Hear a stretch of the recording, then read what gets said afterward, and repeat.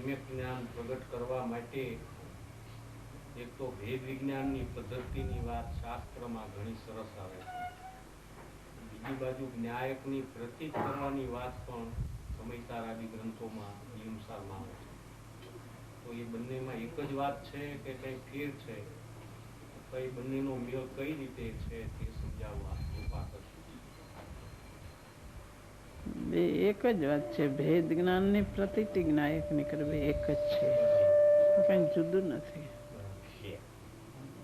જ્ઞાયકની પ્રતીતિ કરવી, હું જ્ઞાયક છું, અનાદિ અનંત શાશ્વત ચૈતન્ય તત્વ છું, અને જે પરમ પારિણામિક ભાવ સ્વરૂપ અનાદિ અનંત જ્ઞાયક છું, એ જ્ઞાયકની પ્રતીતિ કરવી.